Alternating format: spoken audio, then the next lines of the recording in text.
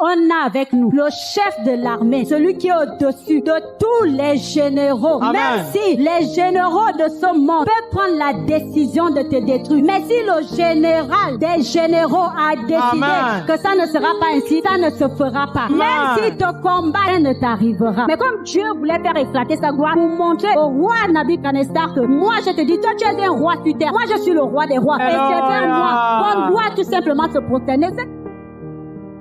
Ce que les hommes te font là, c'est rien. C'est moi le roi des rois. C'est pour cela qu'il n'a pas d'abord ouvert les yeux. Il a laissé la situation comme ça. Est-ce que tu sais que quand les gens te combattent, ils cherchent toujours à venir regarder. Ah, finalement, elle est à quel niveau? Est-ce que nous l'avons attaqué? Comment ça, elle est encore en train de marcher? Non, mais c'est pas possible. Donc, ce que nous avons fait la nuit dans sa vie là, dans la nuit, quand nous sommes assemblés, nous avons atterri dans sa maison. Mais comment le matin, elle est encore debout? Elle est encore debout, elle est même encore en train de marcher. C'est pas possible. C'est pas possible. C'est pas possible. C'est comme ça qu'ils ont l'habitude de faire. Mais ce qu'ils oublient, c'est que quand ils font ça, Dieu l'aide. Parfois, toutes ces situations, c'est pour leur montrer que ce que vous êtes toujours en train de faire là est petit. 2023 là, le 4e homme doit s'exprimer. Doit être dans ta vie.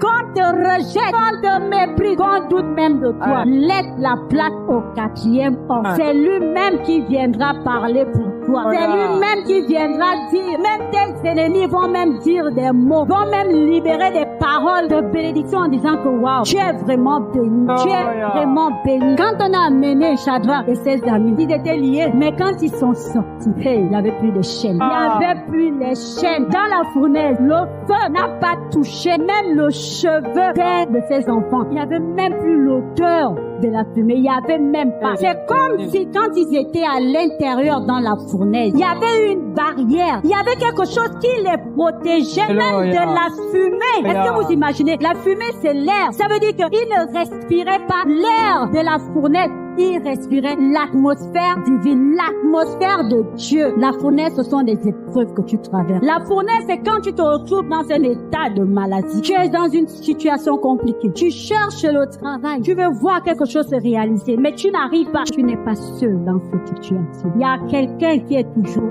avec toi. Il y a toujours quelqu'un qui est avec toi. Tu es passé par une déception. Tu n'es pas seul. Tu as été trahi. Tu n'es pas seul. Le 4e homme va s'exprimer à un moment donné. Pas le moment que toi tu voulais qu'il s'exprime, pas la période où toi tu voulais qu'il s'exprime, mais le moment où Dieu lui-même a voulu que le 4e homme puisse s'exprimer dans ta vie. Peu importe ce que tu vis, il arrive un moment que ton ennemi ne pourra plus. Lorsque tu fléchis les genoux, un moment il ne pourra plus. Lorsque tu cries à Dieu, un moment il ne pourra plus. Lorsque tu supplies Dieu et tu restes dans cette position, un moment il ne pourra plus. Et tu pourras le constater si tu es vraiment dans la présence de Dieu.